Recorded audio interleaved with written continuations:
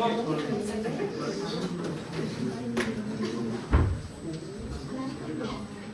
क्या है question, salary receive in India, तुमको कैलकुलेट करके बताना है। Ram provide the following details of income, calculate the income which is liable to be taken in India for the assessment year 23-24, assuming that he is an ordinary resident, he is not an ordinary resident, and he is not a resident.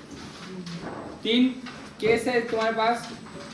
Salary receive in India from a former employer of UK, मतलब receive India में हुआ ना, earn कहीं भी हुआ, उससे matter नहीं करता है, टैक्सेबिलिटी जो है सबके हाथ में होगा। Income from T business in Nepal being control from India, control कहां से हो रहा है? इंडिया से। जब कंट्रोल इंडिया से हो रहा है तो टैक्स देना तो पड़ेगा, लेकिन सबको नहीं देना जरूरत है। किसको किसको देना पड़ेगा? जो रेसिडेंट है, जो चाहे वो कैसा भी रेसिडेंट हो, ऑर्डिनरी रेसिडेंट हो चाहे वो, लेकिन जो नॉन रेसिडेंट है उसको देने का जरूरत नहीं है। Interest on company deposit in Canada 1/3 receive in India, जितना 1/3 रिसीव हुआ है वो पहला पर्सन को तो टैक्स देना पड़ेगा, 1/3 सबको टैक्स देना पड़ेगा, और 2/3 जो है पहला पर्सन को सिर्फ क्या करना पड़ेगा? टैक्स देना, क्योंकि वो इंटरेस्ट बैंक कहाँ का है? कनाडा का। फिर से बोलते हैं, पहला केस में ordinary resident, non ordinary resident और नॉन रेसिडेंट। पहला केस क्या था? रिसीव इंडिया में हुआ था, भले कमाई मेरा यूके में हुआ हो, तो अगर रिसीव इंडिया में हुआ है तो टैक्स सबको देना पड़ेगा। क्लियर? हम यहाँ टिक आउट कर रहे हैं, वहां पे तुम यहाँ पे क्वेश्चन लिखोगे और यहाँ पे अमाउंट पुट करोगे। ठीक है। सेकंड क्या है? Income from T business in Nepal being control from India, control India से हो रहा है तो इन दोनों को टैक्स देना पड़ेगा, इसको टैक्स देने की जरूरत नहीं है। चलेगा? फिर income interest on company deposit in Canada, कहां पे इंटरेस्ट अर्न हो रहा है? कनाडा में। रिसीव हो रहा है कनाडा में। अब उसका बोला है 1/3 रिसीव इन इंडिया, तो इसका थर्ड नंबर पॉइंट का दो पार्ट होगा, एक 1/3 होगा, एक 2/3 होगा। 1/3 सबको टैक्स देना पड़ेगा क्योंकि रिसीव इन इंडिया है, और 2/3 सिर्फ इसको देना पड़ेगा क्योंकि ये इंडिया का बेटा है ना, ऑर्डिनरी रेसिडेंट है। कैसा रेसिडेंट है? अच्छा, फिर क्या बोल रहा है? Profit from a business in Mumbai control from UK, business कहां पे है? मुंबई में बिजनेस है, अब प्रॉफिट हो रहा है ना। बिजनेस अर्न कहां से हो रहा है? मतलब इनकम अर्न कहां से हो रहा है? इंडिया से हो रहा है, तो टैक्स किसको देना पड़ेगा? सबको देना पड़ेगा। मुंबई कंट्रोल यूके से हो रहा है, मैटर नहीं करता है, बिजनेस तो कहां पे है? अच्छा, profit of earlier business from a business in Tokyo remitted to India, किसी को टैक्स देने की जरूरत नहीं है, ये पास्ट प्रॉफिट है, तो पास्ट प्रॉफिट टैक्सेबल नहीं होता है। क्या बोले? फिर से बोलो, पास्ट प्रॉफिट टैक्सेबल नहीं होता है। फिर क्या बोला है? Income from property in India but receive in, property कहां पे है? ऑन इंडिया में है, तो तीनों का टैक्स देना पड़ेगा। फिर income from property in London but receive in Delhi, receive India में है, टैक्स देना पड़ेगा, चाहे तुम कोई भी हो। Income from property in London but receive in Canada, तो दो आदमी को तो छोड़ देंगे हम लोग, बट ये कहा जाएगा बच के? चलेगा? फिर income from business in Zambia but control from Turkey, कुछ कैसे नहीं होगा। पहला वाला को तो किसी भी के हाल में क्या देना पड़ेगा?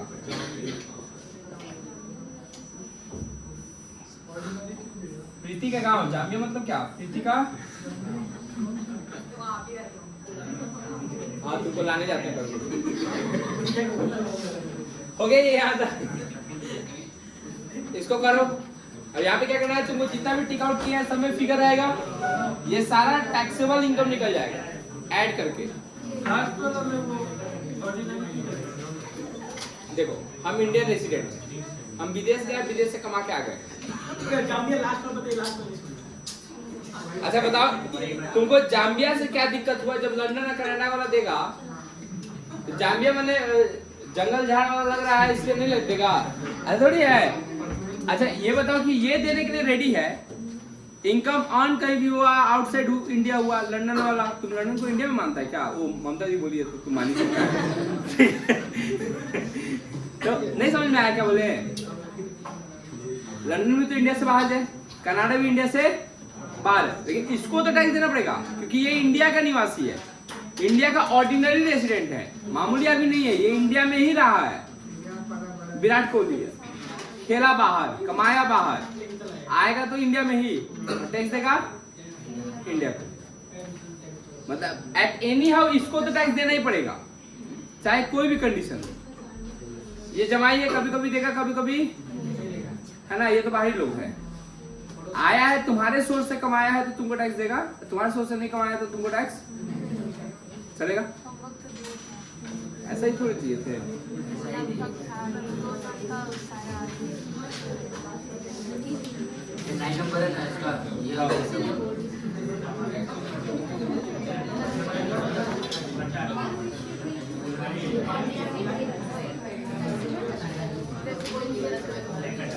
अच्छा तुमने डिफिनेशन याद किया है? देखो बाबू लोग ऐसे नहीं चलेगा, तुमको टैक्स का डिफिनेशन याद करके रखना पड़ेगा, जितना भी है, एसएससी का, पर्सन का, इंडिया का, फाइनेंशियल ईयर, अकाउंटिंग ईयर, ये सब याद करके रखना पड़ेगा। अदरवाइज तुम क्या हो जाएगा कि जब एग्जाम के टाइम आएगा ना, तब तुम्हारे ऊपर अचानक से बहुत सारा बर्डन आ जाएगा। तुमको ये भी सिलेबस कंप्लीट करना है, तुमको कॉस्ट का भी सिलेबस कंप्लीट करना है, तो साइमल्टेनियसली कंप्लीट करते जाओ। अदरवाइज हम सोच रहे हैं कि 2 दिन टैक्स पढ़ाएंगे और 1 दिन टैक्स का टेस्ट लेंगे। क्या बोले? जो फेल होगा वो फेल पास अलग बात है, तुम टेस्ट देगा तो वो लिखने का प्रैक्टिस होगा, क्योंकि टैक्स में क्या होता है ना कि 60% तो है प्रैक्टिकल, बट 40% जो है वो थ्योरी है, और 90% बच्चे जो है प्रैक्टिकल पे ज्यादा वैल्यू देते हैं, थ्योरी को उतना इग्नोर करते हैं। वो तो लास्ट में होता है ना, जब समुद्र में चल जाएगा, तूफान आ जाएगा, तब सोचेगा तैरे कैसे जाता है, उससे भी सीखने से कोई फायदा नहीं है। तो बेटर रहेगा कि थोड़ा थोड़ा डिफिनेशन जो है हर एक चैप्टर में डिफिनेशन है। अगर हम बेसिक पढ़ाए हैं तो बेसिक में बहुत सारे डिफिनेशन है, डायरेक्ट टैक्स को बोलते हैं, इनडायरेक्ट टैक्स को बोलते हैं, इन दोनों में डिफरेंस क्या होता है, tax planning, tax assessment, tax क्या बोलते हैं मैनेजमेंट, ये सब तुम लोग को दिए थे, वो सब भी रिवाइज करना था। इंडिया का डिफिनेशन याद करना था, पर्सन का, एसएससी का, असेसमेंट ईयर का, प्रीवियस ईयर का, ये सब डिफिनेशन आएगा ही आएगा। समझ में क्या बोले? तो अभी तक जितना पढ़ाए हैं, अभी तक हम तुमको क्या क्या पढ़ाए हैं ये बताओ। तुमको हम बेसिक कॉन्सेप्ट पढ़ा दिए, टैक्स का कैलकुलेशन पढ़ा दिए, सर्च चार्जेस का रेट पढ़ा दिए हैं, रेसिडेंशियल स्टेटस पढ़ा दिए हैं, और एग्रीकल्चरल इनकम पढ़ा दिए, है ना? यही सब था ना। अब ये सब चैप्टर से जो जो क्वेश्चन आ सकता है उसका एक दिन टेस्ट होगा। हम तुम लोग को बुक देंगे तब टेस्ट लेंगे, ठीक है? अभी थोड़ा सा 2-4 दिन रुक जाओ। बुक हम ले रहे हैं, नया एडिशन का बुक लेंगे, उसका जेरोक्स करा के देंगे, तब तुम लोग थ्योरी याद कर पाएगा। क्या अभी थोड़ी ना, बुक ही नहीं है तो कहाँ से पढ़ेगा? हाँ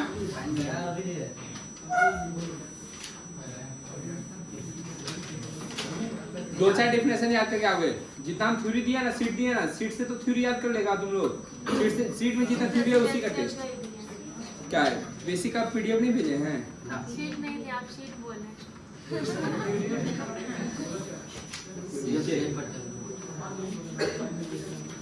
अच्छा एक बार देखो, एग्रीकल्चरल इनकम तुम लोग को समझा दिए थे कि एग्रीकल्चर इनकम का डिफिनेशन था कुछ रेंट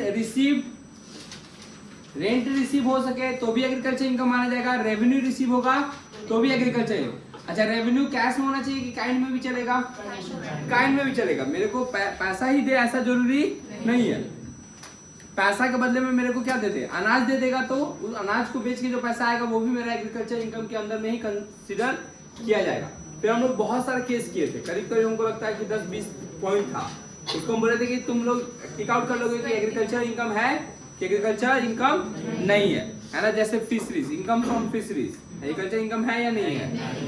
पोर्ट में फ्लावर बेचना है ना, रूफ के ऊपर, छत के ऊपर, अगर वो एग्रीकल्चर इनकम है। फार्म हाउस से अगर कोई इनकम आ रहा है तो है, बशर्ते वो फार्म हाउस अटैच होना चाहिए किससे, और वो फार्म हाउस का यूज जो है एग्रीकल्चर पर्पस के लिए किया जाना चाहिए। अगर कोई जमीन ली है जिसपे कैटल जो है वो रहती है, कैटल मतलब वो प्रीति और उसके, हाँ, तो एग्रीकल्चर इनकम माना जाएगा कि नहीं माना जाएगा? माना जाएगा। हो गया। अच्छा, तुम लोग को एक हम क्वेश्चन भी कराए थे कि एग्रीकल्चर इनकम और नॉन एग्रीकल्चर इनकम, कैलकुलेशन बताए थे, याद है? ठीक है, अभी बताए थे। मानो कि एक आदमी है, उसका एग्रीकल्चर इनकम है 3.5 लाख, नॉन एग्रो इनकम है 15 लाख, बताए थे ना? Find tax payable. कर लोगे कि एक बार बता दीजिए फिर अगला बार करेंगे? एक बार बता दीजिए फिर अगला बार करेगा? बता देना, वही तो बोल रहा है। तो कर रखा है। पहले tax on total income, tax on including कौन सा income? Agro income, including agro income. तो टोटल इनकम मेरा कितना हुआ? 18,50,000। 18 लाख। तो 18,50,000 पे हमको टैक्स कैलकुलेट करना है। तो रूल यही बोलता है कि 0 से लेकर 2.5 लाख तक किसी से टैक्स मत लो। 2.5 लाख से लेके 5 लाख तक सबसे लोगे 12,500। 5 लाख से 10 लाख तक 1 लाख, और बैलेंस 8,50,000 पे 30% कितना? ये तो आप निकालिएगा ना।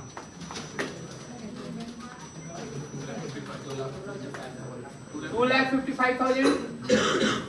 ये हो गया 3,67,500। शायद कोई दिक्कत है? यह है tax on agro income as मैंने टोटल इनकम पे। Agro and non agro income दोनों मिला के मेरा टैक्स कैलकुलेट हो गया है कितना? 3,67,000। इससे लेस करते हैं टैक्स ऑन exempted limit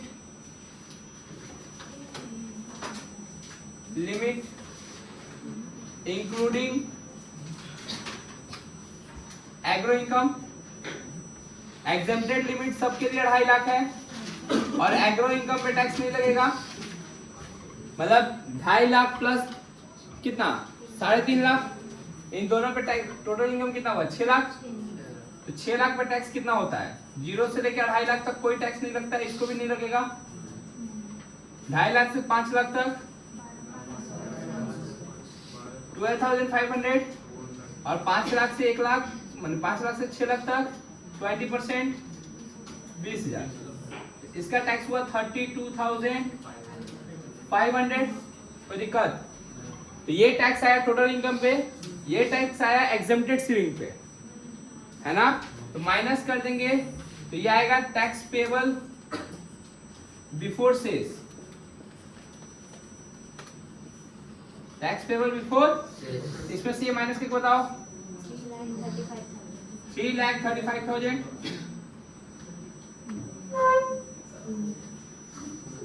3,30,000। अब इसके साथ सेस ऐड कर दो, यही तक आता है तुम लोगों को। 4% बोलो।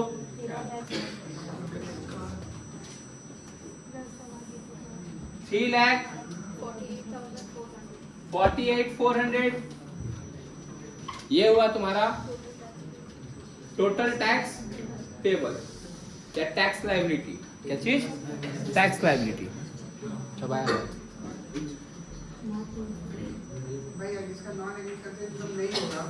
हाँ, तो उसको नॉर्मल टैक्स देना होगा। नहीं, उसको टैक्स ही नहीं देना होगा। नॉन एग्रीकल्चर इनकम अगर नहीं रहेगा तो ये तो मेरा टोटल इनकम ही 3.5 लाख होगा। 2.5 लाख तो छूट मिल ही रहा है, तभी नहीं देना पड़ेगा, कभी नहीं देना पड़ेगा। अरे तुम अगर करेगा 6 लाख रहेगा, यहाँ पे 6 लाख से ज्यादा छूट मिल रहा है तुमको। तुमको एग्रीकल्चर इनकम 3.5 लाख है, लेकिन तुमको एग्जम्पशन मिल रहा है 6 लाख का। एग्जम्पशन सीलिंग भी मिल रहा है और 6 लाख भी मिल 3.5 लाख भी मिल रहा है। समझा क्या बोले?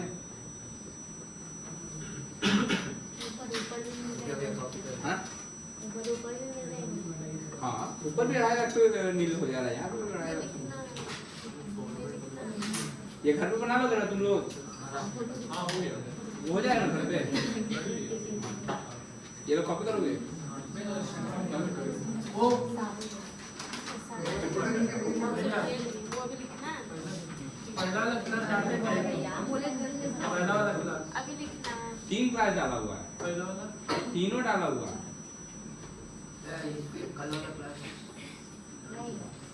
तो कहाँ क्लास लगने अच्छा, जिसका हो गया वो लोग नेक्स्ट कैलकुलेट करो। तो मानो 6 लाख मेरा एग्रो इनकम है और 12 लाख मेरा नॉन एग्रो इनकम है। कर लेगा तुम लोग? चलो ये कैलकुलेट करना है तो ये लिखो, और ये लिखना, इसका बनाना है तो इसका बनाओ। मेरा मोबाइल जमा है, कैसे भेजेंगे बोलो? खींच के भेज दो ग्रुप में। तो ये वाला हाँ माँ, ये वाला इसलिए आप उसको लेके उसका तांत्रिक मानने की इच्छा करोगे। उनको जितना बोला कि उतना करो ना माँ। ऐसे फोटो खींचो, खींच तो लिए हैं आप तो दूर भेजो। उसका कैलकुलेट करो जो दूसरा वाला बोले हम, जो दूसरा वाला सम दिया उसका कैलकुलेशन करो अपने से।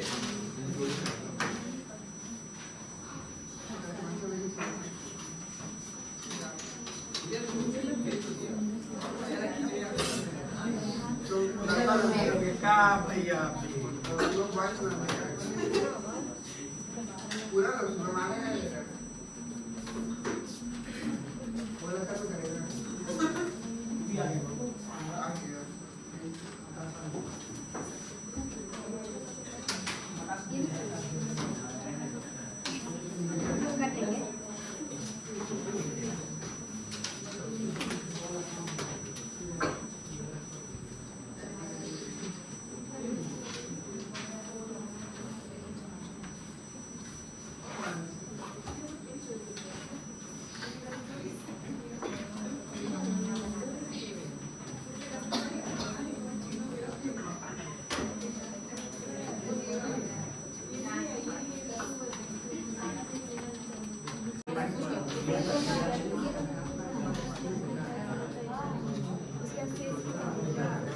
देखो एक बात,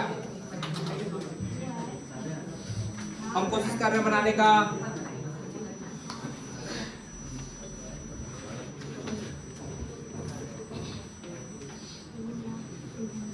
पहले टोटल इनकम बताओ कितना है? ये बता रहे ना, जो ऑनलाइन कर रहा था वो पॉज करके पहले क्या कर लेगा, बना लेगा, उसके बाद चेक करेगा। ये यहाँ पे इंक्लूडिंग एग्रो इनकम 18 लाख पे इनकम, 18 लाख पे अगर हम टैक्स देखें तो 5 लाख तक तो हमको ऐसे ही पता है कि 1,12,500 होगा, सॉरी 10 लाख तक। और रिमेनिंग 8 लाख पे 30%, 2,40,000, 3,52,500, 3,52,000 टैक्स ऑन एग्जेम्प्टेड लिमिट माने 2.5 लाख और प्लस 6 लाख, 8,50,000 पर टैक्स कितना होगा? 82,500। इसमें से माइनस करेंगे 270, 4% डबल 10800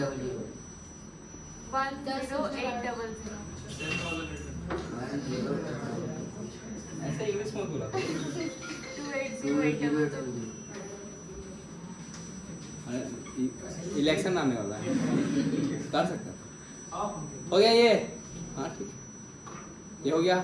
किसी को नहीं आ रहा है कुछ समझ में? आ रहा है? हाँ देखो 2.5 लाख सबको छूट है ना, तो इससे इसके साथ ना इंसाफी क्यों होगा? 2.5 लाख का छूट इसको भी मिलेगा, 0 से 2.5 लाख, 0 से 2.5 लाख, और उसके 2.5 लाख के बाद एग्रीकल्चर इनकम उसका 6 लाख का, तो टोटल उसको छूट मिलना चाहिए 6 लाख का एग्रीकल्चर इनकम का, 2.5 लाख का जो सबके लिए छूट है वो वाला, 8.5 लाख पे छूट मिलना चाहिए उसको। 8.5 लाख पे छूट मिलता है 82,500, तो रिमेनिंग बैलेंस पे उसको टैक्स देना पड़ेगा। ठीक है। टी के केस में रेशियो क्या था याद है? टी के केस में 60-40, कॉफी के केस में बताए थे ऐसा कुछ? देख लेगा ना वीडियो ठीक है। एग्रीकल्चरल इनकम में टी अगर है ना, टी के लिए 60-40, कॉफी के लिए 65 और 35 एंड सॉरी हमको आता है। देखो कॉफी का 2 रेट था, है ना, एक था टी के लिए जो भी इनकम आएगा उसका 60% मान लेंगे हम लोग एग्रो इनकम और 40% मान लेंगे नॉन एग्रो इनकम। ठीक है। कॉफी के केस में 2 कैटेगरी होगा, नॉर्मल कुछ अगर उसमें वगैरह वगैरह मिक्सिंग नहीं कर रहे हैं तो 75% और 25%, अगर मिक्सिंग हो रहा है तो 60-40 का रेशियो होगा। रबर के केस में 65% agro income, 35% non agro income. चलेगा?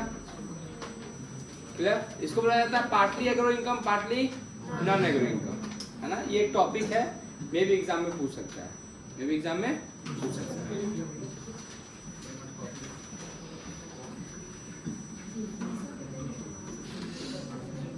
या तो हम नया चैप्टर स्टार्ट करें।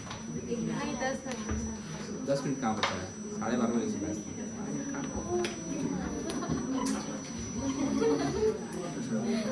ऐसा भी है। अब 10 मिनट ही है क्या?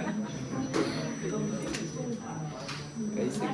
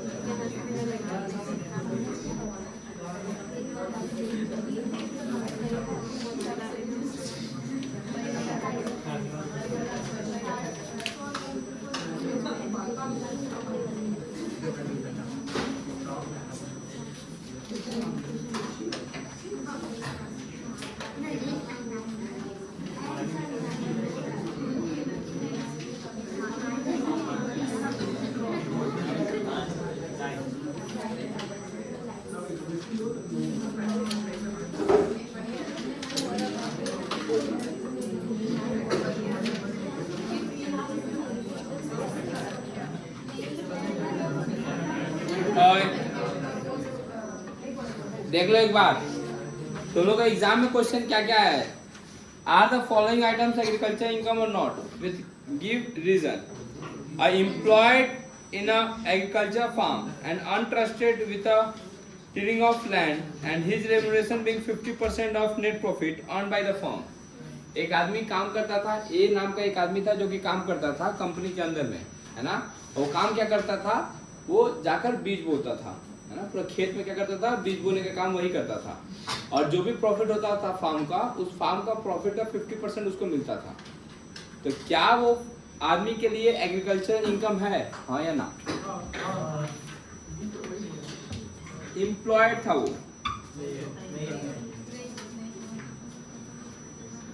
If is employed as a partner in a firm, ऐसा क्या होगा? अगर पार्टनर के रूप में है तब वो एग्रीकल्चर इनकम माना जाएगा।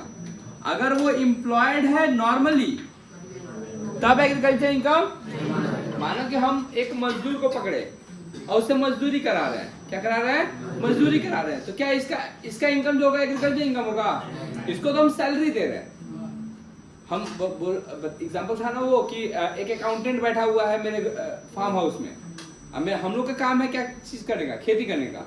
और वहां से वो अकाउंटिंग करता है, उसका हिसाब किताब रखता है, तो उसको एग्रीकल्चर इनकम मानेंगे। तो अगर वो पार्टनर है तो एग्रीकल्चर इनकम मानेंगे, अगर वो पार्टनर नहीं है तो उसका इनकम एग्रीकल्चर इनकम के अंदर में कंसीडर नहीं होगा। फिर है B owns a tea garden in Darjeeling and earned 50,000 by selling tea manufactured from the tea green leaves produced in the garden. B जो है B का अपना क्या था, चाय का बागान था, चाय का बागान था, वहां से उसको 50,000 का इनकम जनरेट हुआ है। तो क्या B का इनकम एग्रीकल्चर इनकम है? द आंसर इज B जिस एक्टिविटीज में है वो पार्टली एग्रीकल्चर इनकम है, पार्टली नॉन एग्रीकल्चर इनकम है। तो B के इनकम का 60% पोर्शन जो है वो एग्रीकल्चर इनकम है एंड 40% इनकम जो है वो एग्रीकल्चर इनकम। दुख है किसी को? समझ में आया? तो 50,000 का 60% income that is 30,000 is agriculture income and remaining 20,000 is non agriculture income. फिर बोला है C receive a dividend of ₹12,000 from a company whose entire income is derived from the agriculture operation in only in India। एक आदमी है C नाम का जो कि कहाँ रहता है? इंडिया में रहता है। वो 12,000 रुपए क्या कर रहा है? डिविडेंड के रूप में क्या कर रहा है? रिसीव कर रहा है। तो डिविडेंड रिसीव करना is not a agricultural income, वो एग्रीकल्चर इनकम के अंदर में कंसीडर नहीं किया जाएगा। फिर D of Kolkata earns an income of 12,000 from agricultural land owned by him and situated in Bangladesh। Agriculture land है, मेरा है, लेकिन वो जमीन कहाँ पे है? ये तो आउटसाइड इंडिया हो गया। हमको एग्रीकल्चर लैंड भी होना चाहिए, मेरे नाम पे भी होना चाहिए और होना भी चाहिए कहाँ पे? इंडिया में। वो तो कहाँ पे हो गया? Out of India. तो वहां से जो इनकम आएगा वो इनकम फ्रॉम अदर सोर्सेज माना जाएगा। क्या माना जाएगा? इनकम फ्रॉम अदर सोर्सेज चलेगा। तो एग्रीकल्चर इनकम के पार्ट है या नहीं है? मैसेज नहीं है। E a partner of T, partner है ध्यान से, T plantation farm receive a salary of ₹500 per month from the farm besides his share of profit in the farm determining after deduction of such salary। बोला है कि उसको 500 रुपया salary मिल रहा है अब प्रॉफिट छोड़ के, तो वो सैलरी जो है वो एग्रीकल्चर इनकम है कि नहीं है? आंसर इज पार्टनर है। तो पार्टली एग्रीकल्चर इनकम है, पार्टली एग्रीकल्चर इनकम टीम है ना। सबसे बड़ा बात ध्यान रखो कि मैन्युफैक्चरिंग क्या चीज का कर रहा है। अगर टी का है तो तुमको ये भी ध्यान रखना पड़ेगा कि 60-40 है, 60% एग्रीकल्चर इनकम है और 40% एग्रीकल्चर इनकम नहीं है। तो कितना एग्रीकल्चर इनकम माना जाएगा? 500 का कितना चलेगा यहाँ तक। फिर G earns an income of 1,200 from lease of land for grazing of cattle required for agricultural operation। G नाम का एक आदमी था, उसको रेंट या रिसीव हुआ है 1,200 रुपए का, है ना। वो क्या करता है? वही गाय भैंस को चरने के लिए वो जगह दे देता है ना। तो वो एग्रीकल्चर इनकम होगा कि नहीं होगा? गाय भैंस किस लिए काम आ रहा है? एग्रीकल्चर ऑपरेशन के लिए। तो अगर ऐसा कोई लैंड है जो कि एग्रीकल्चर ऑपरेशन को सपोर्ट कर रहा है, क्या कर रहा है? सपोर्ट कर रहा है, तो वहां से भी जो इनकम आ रहा है वो भी एग्रीकल्चर इनकम के अंदर में कंसीडर किया जाएगा, है ना। अच्छा, फिर H receive 400 on account of interest on area of rent payable by required in respect of land used by them for agricultural operation। समझे क्या बोले? एरिया ऑफ रेंट, जो पहला केस था कि रेंट मेरा ड्यू हो गया है, ये रेंट पेड नहीं कर रही थी। अब रेंट पेड नहीं कर रही थी तो हम 3-4 महीने बाद क्या किए? उस रेंट के ऊपर में इंटरेस्ट ले रहे हैं। तो ये एग्रीकल्चर से कोई रिलेटिव नहीं है, इसलिए ये जो इंटरेस्ट रिसीव कर रहे हैं, है ना, वो एग्रीकल्चर इनकम नहीं है। चलेगा यहाँ तक? ऐसा था एग्जाम्पल। ये एग्जाम में क्वेश्चन आया हुआ है, clear. Second number question, is agriculture income from land in Nepal of an SSC taxable in India? The answer is no, because land is situated in outside India, है ना। अच्छा, सेकेंड है income received in India. Income जो receive हो रहा है India में वो कहाँ टैक्सेबल होगा? किसके हाथ में टैक्सेबल? कौन से एसएससी के हाथ में? Ordinary resident, non ordinary resident की सारे रेसिडेंट तीनों में होगा। मतलब income receive in India is taxable to the all the assessee, either resident, non resident, ordinary resident, non ordinary resident matter ही नहीं करता है। अच्छा, इनकम रिसीव आउटसाइड इंडिया, जो ऑर्डिनरी होगा उसको टैक्स देना पड़ेगा। ठीक। Income from sale of replanted tree where different part of the forest and replanted and subsequent operations in forest are carried out. बोला है कि एक रीप्लांटेशन किए, एक पेड़ काटे और दूसरा प्लांट लगा दिए, वो एग्रीकल्चर इनकम माना जाएगा कि नहीं माना जाएगा? द आंसर इज कि अगर बेसिक ऑपरेशन किया है तो एग्रीकल्चर इनकम माना जाएगा, अगर बेसिक ऑपरेशन नहीं किया है, कौन सा ऑपरेशन डॉक्टर वाला? बेसिक ऑपरेशन मींस हाँ है ना, पानी देना, खाद डालना, है ना, बीज बोना, ये सब आता है बेसिक ऑपरेशन के अंदर। एक क्वेश्चन कुछ नहीं दिया रहता है हम एग्जाम्पशन लिख देंगे कि अगर हम दोनों लिख देंगे कि अगर वो बेसिक ऑपरेशन किया है तो एग्रीकल्चर इनकम माना जाएगा। If basic operation is not done by the replantation then it is not a agricultural income. फिर क्या बोला है? Since income from sale of tree of forest which are simultaneously growth. Simultaneously growth मतलब अपने आप क्या हो गया, बढ़ गया। टाइप हो, सब में प्रीति को जोड़ू मत, अभी ऐसे उसका माथा खराब है, मोबाइल खराब हो गया, क्या हो गया? In relation of which the forestry operation alone are perform. कुछ भी किया गया नहीं है, सिर्फ काट के बेचा जा रहा है, तो agriculture income. Income derived from lease of land grazing for cattle required for agriculture operation. Answer is हाँ, होगा। क्लियर? यही क्वेश्चन बार बार रिपीट होके क्या होता है, आ रहा है। हम तुम लोग को सेंड कर देंगे, उसको क्या करोगे तुम लोग? Dividend from Indian agricultural company taxable है। पहले तो टैक्सेबल नहीं था, अदर केस में नहीं था, लेकिन एग्रीकल्चरल एक्टिविटी से है ना, हम जैसे डिविडेंड किसको मिलता है? शेयर होल्डर को। अब शेयर होल्डर जाके एग्रीकल्चरल एक्टिविटी में पार्ट ले रहा है क्या? नहीं, वो तो कंपनी इन्वॉल्व है, तो कंपनी का ही कंपनी वैसे तो करोगे तो सब मालिक है ना। कंपनी में हम उसमें डायरेक्टली इन्वॉल्व है क्या? नहीं। तो इंटरेस्ट ऑन एरियर भी, रेंट ऑफ एरियर भी तो मालिक को ही मिल रहा है। टाइप ऑफ इंटरेस्ट मिल रहा है उसको। टाइप ऑफ क्या मिल रहा है? इन्वेस्ट करने का पैसा मिल रहा है। वो किसी भी टाइप का बेसिक ऑपरेशन, सब्सिक्वेंट ऑपरेशन में किसी भी टाइप का इन्वॉल्वमेंट नहीं है, इसीलिए वो नहीं माना जाएगा। चलेगा?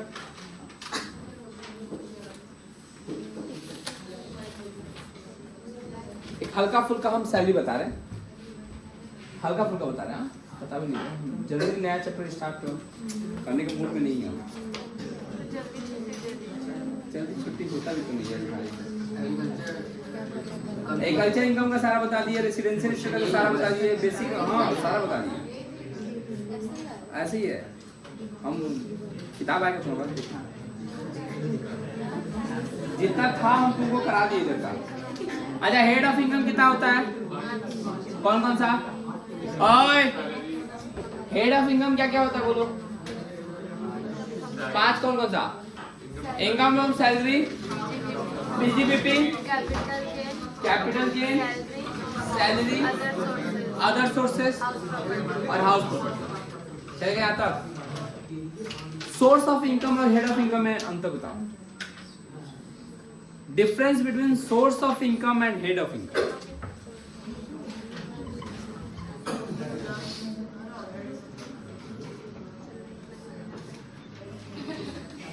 What is the difference between source of income and head of income? मुस्कान जी बोलिए। सोर्स ऑफ इनकम और हेड ऑफ इनकम में बताओ डिफरेंस। बताते हैं। जैसे हेड ऑफ इनकम क्या होता है?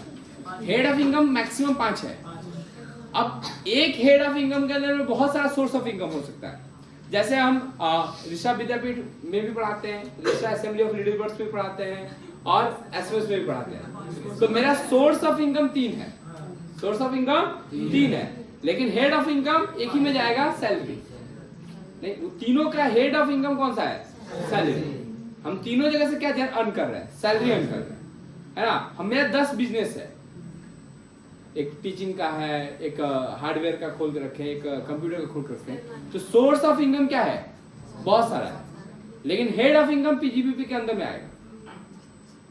कभी जमीन खरीद के बेचते हैं तो प्रॉफिट होता है, कभी शेयर खरीद के बेचते हैं तो प्रॉफिट होता है, कभी ज्वेलरी खरीद के बेचते हैं तो प्रॉफिट होता है। तो 3 जगह से प्रॉफिट हुआ है, 3 सोर्स ऑफ इनकम है। लेकिन हेड ऑफ इनकम एक ही है, कैपिटल गेन। ठीक है, बैंक से इंटरेस्ट मिल जा रहा है वो इनकम है, लॉटरी कटा रहा है लॉटरी लग जा रहा है वो इनकम है। तो होता थोड़ी ऐसा। ठीक है, तुम लोग सीधे काउंट करने लगते अच्छा इधर से भी कमा रहा है उधर से। हम एग्जांपल दे रहे हैं, कमा थोड़ी रहे हैं। क्या बोले कहा थे हम लोग? लॉटरी कमा रहे हैं तो income from other sources, bank से इंटरेस्ट मिल रहा है तो income from other sources, west Bengal का कॉपी चेक कर रहे हैं उससे जो इनकम आ रहा है वो इनकम फ्रॉम अदर सोर्सेज। तो सोर्स ऑफ इनकम अलग अलग है लेकिन हेड ऑफ इनकम एक ही है, that is income from other sources.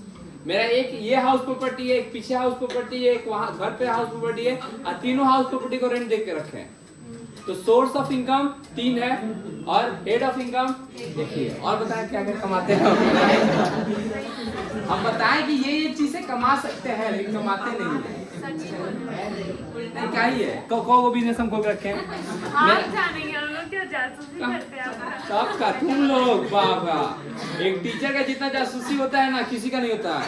अरे भैया कितना संग जाते हैं, हम अपनी बहन के साथ भी जा रहे हैं ना, चर्चा फैलाने वाला बहुत ज्यादा हो जाएगा। छोड़ो, अगले दिन से सैलरी स्टार्ट करते हैं। मतलब हम स्टार्ट ही नहीं कर सकते। किसका?